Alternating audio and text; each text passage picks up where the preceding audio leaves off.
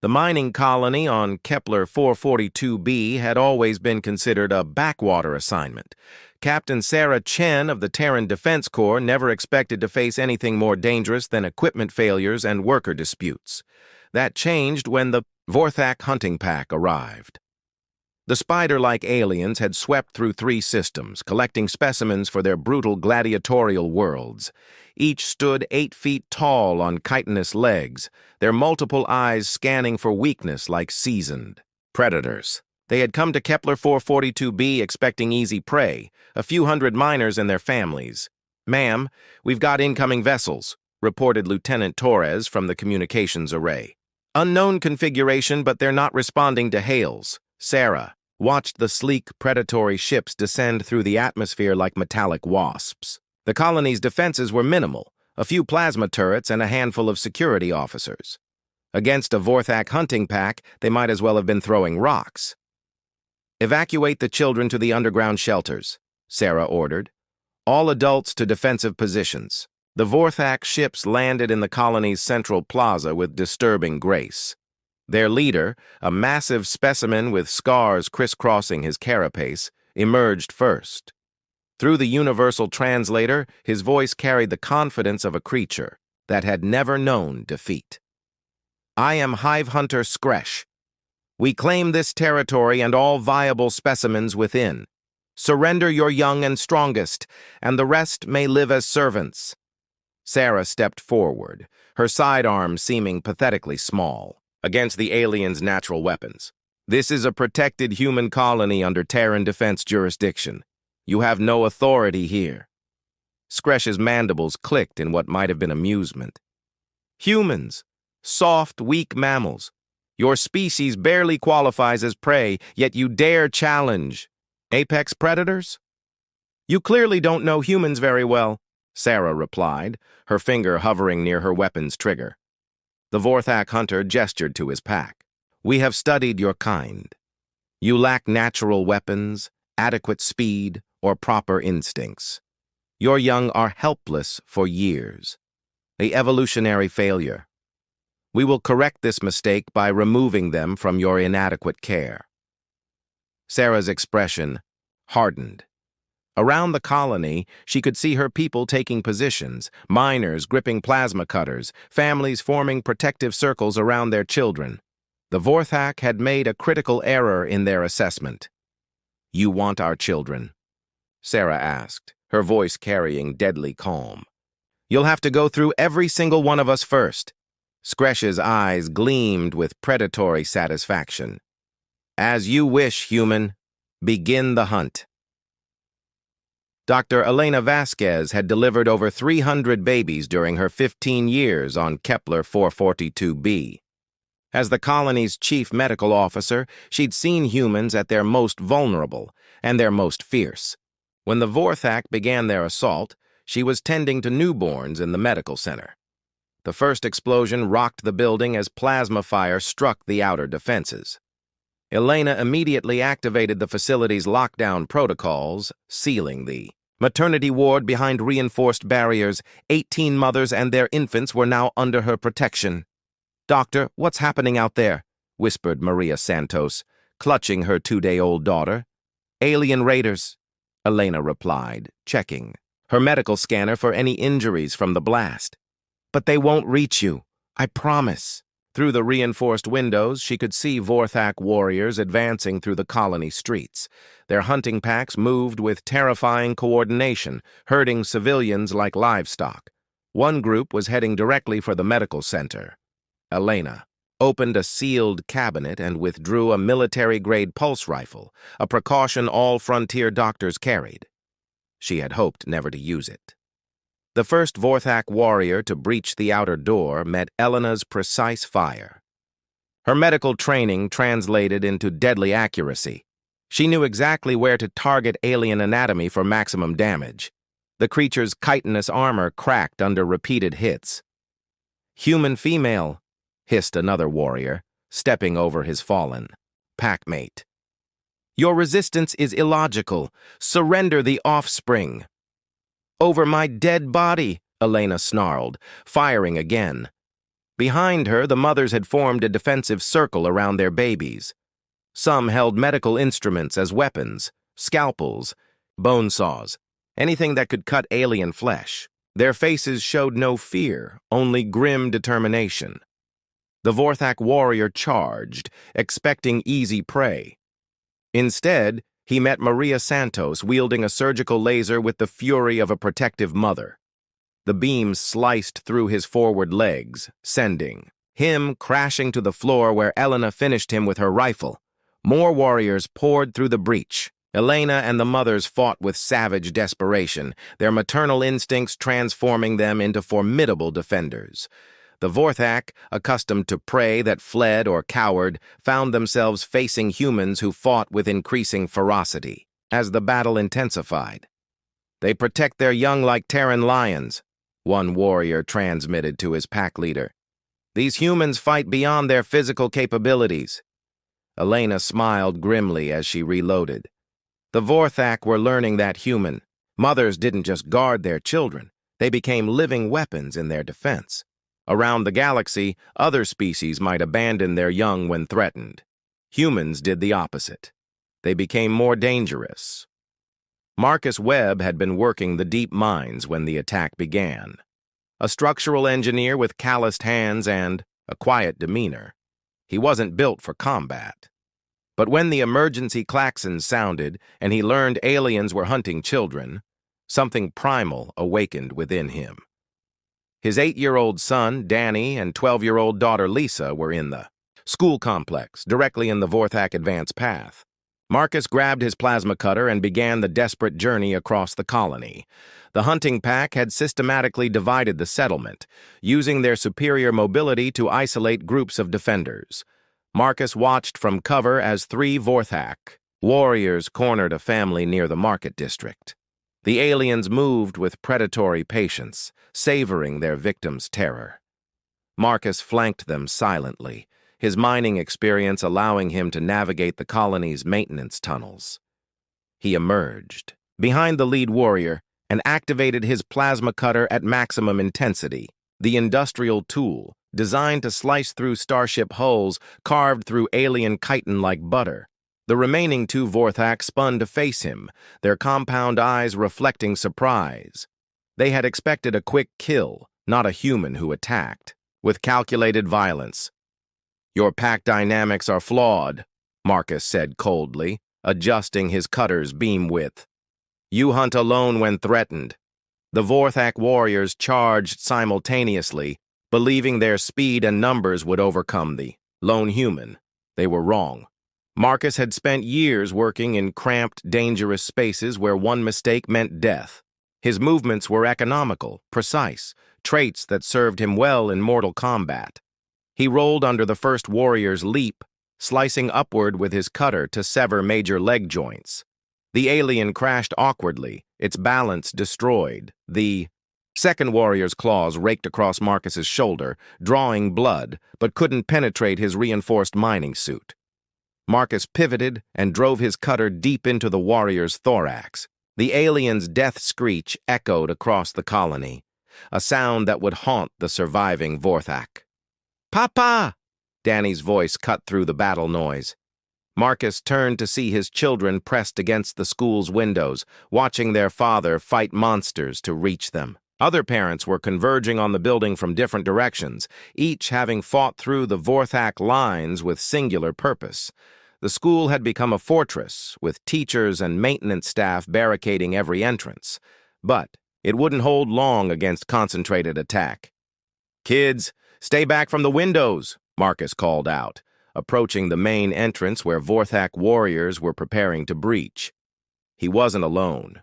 6 other fathers had reached the school, each carrying improvised weapons and wearing expressions of absolute determination. Among them was Chen Rodriguez, who clutched a jury-rigged explosive device.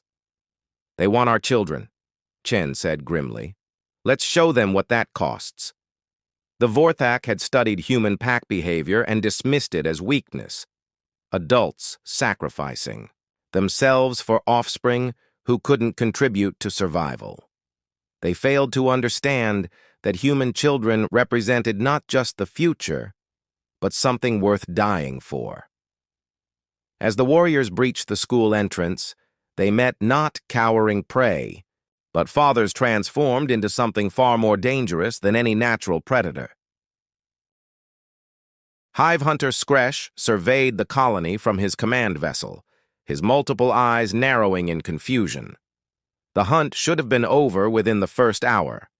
Instead, his pack was sustaining casualties that defied all tactical projections. "Report!" he commanded his second-in-command, Warcast Vrex. 17 warriors down, Hive Hunter. The humans. They do not behave as predicted. Skresh's mandibles clicked with irritation. His pack had conquered dozens of worlds, harvesting specimens from species across the galaxy. No prey had ever inflicted such losses on professional Vorthak hunters. "Explain their tactics," Skresh demanded. Vrex's carapace rippled with uncertainty. "They have no tactics, Hive Hunter. When we threaten their offspring, they become irrational. A single human female eliminated 3 warriors defending newborns she could have abandoned. Males attack with mining equipment against our superior weaponry. They fight beyond physical capabilities." Through the ship's sensors, Skresh observed the ongoing battle. A group of human adolescents had jury-rigged their educational robots into combat units, while their elders fought with improvised weapons and desperate courage. Children too young to fight were being evacuated not by abandoning adults, but by volunteers who literally threw themselves into the path of Vorthak fire. "This behavior serves no evolutionary purpose," Skresh muttered. "They weaken their own survival odds protecting non-contributors." "Perhaps," Vrex suggested cautiously, "we misunderstood their species classification." Skresh had built his reputation hunting the galaxy's most dangerous creatures. He recognized predator behavior, the cold calculation, the abandonment of weak pack members, the focus on individual survival. Humans displayed none of these traits. Instead, they exhibited something far more troubling. "Hive Hunter," came a transmission from the surface. "Request immediate extraction. The humans have organized a counterattack. They're moving in coordinated groups, prioritizing the protection of young over tactical advantage." Skresh watched as human defenders regrouped around the colony's schools and residential areas. They weren't retreating or seeking advantageous positions. They were creating layered defenses around their most vulnerable members. Their young make them stronger, not weaker, Skresh realized with growing alarm. A new transmission crackled through. "Colony perimeter breached. Human reinforcements arriving from the mining stations. They're not evacuating. They're reinforcing." Through his sensors, Skresh observed something that chilled his predatory instincts. Humans who could have escaped were instead racing toward danger, drawn by distress calls from their young. Parents were arriving with mining equipment, excavation charges, and the kind of desperate fury that turned ordinary beings into apex threats. "Vrex," Skresh said slowly, "initiate pack withdrawal." "Hive Hunter?" "We are not hunting prey," Skresh admitted, his voice carrying a tremor of fear. "We have awakened something else entirely. The Vorthak had always believed that species protecting their young were inherently weak, wasting resources on the defenseless instead of prioritizing the strong. They had never encountered a species where the act of protection itself became a weapon. As his pack began emergency extraction procedures, Skresh realized the galaxy's most dangerous predators might not be the ones with the biggest claws or sharpest teeth. They might be the ones willing to die for their young. 6 months after the Vorthak retreat, Captain Sarah Chen stood before the Galactic Council on Centauri Prime. The ornate chamber housed representatives from 47 species, each evolved along different paths of intelligence and social structure. "The humans request an audience regarding Vorthak hunting practices," announced the Council's AI moderator. Sarah stepped forward, her uniform bearing new decorations earned during the defense of Kepler 442b. Behind her, holographic displays showed footage from the battle, images that had already begun circulating through galactic networks. "Honored representatives," Sarah began. "6 months ago, a Vorthak hunting pack attacked our colony, seeking to harvest our children for their gladiatorial worlds. They retreated after suffering unprecedented casualties." Murmurs rippled through the chamber. The Vorthak's reputation as efficient predators was well established across the galaxy. Council Prime Thexlar, a crystalline being whose species reproduced through spore distribution, spoke first. "Explain how a minor colony defeated professional hunters." "They misunderstood our nature," Sarah replied. "The Vorthak classified humans as weak because we invest heavily in our young. They saw our children as vulnerabilities to exploit." She activated the holographic display, showing Dr. Vasquez defending the maternity ward, Marcus Webb fighting through alien warriors to reach his children, and parents forming human shields around school evacuations. "They discovered that young aren't our weakness, they're our activation trigger." Representative Korth, whose species practiced selective offspring abandonment, chittered skeptically. "Illogical. Resources spent protecting non-contributors reduce survival odds." "For your species, perhaps," Sarah acknowledged. "But human evolutionary pressure selected for something different. We developed the capacity for violence in defense of our young that exceeds our normal physical limitations." The Vorthak encountered parents fighting at 200% of baseline capability because their children were threatened. The footage showed humans wielding mining equipment with lethal efficiency, mothers becoming deadly accurate with unfamiliar weapons, and coordinated defense strategies emerging spontaneously around clusters of children. The Vorthak pack leader, Hive Hunter Skresh, has petitioned for Kepler 442b to be classified as a restricted world, Sarah continued. His official report states, quote, "Humans become exponentially more dangerous when their offspring are threatened. Recommend avoiding any species that weaponizes parental instinct." Council Prime Thexlar's crystalline form flickered with what might have been amusement. "You request protective status based on your defensive capabilities?" "We request that other species understand what they're engaging when they threaten human children," Sarah corrected. "Across the galaxy, predators abandon young when survival is threatened. Humans do the opposite. We become more aggressive, more creative, and more willing to accept casualties." She paused, letting the implications settle. "The Vorthak have distributed warnings throughout their hunting networks. 3 other predator species have reclassified human colonies as apex threat zones, not because of our technology or military strength, but because of what we become when our children are in danger." Representative Korth leaned forward. "You're suggesting that parental behavior can be weaponized?" "I'm suggesting that evolution created different solutions to the same problem," Sarah replied. "Some species became faster, stronger, or more numerous. Humans became more dangerous when protecting what we love most."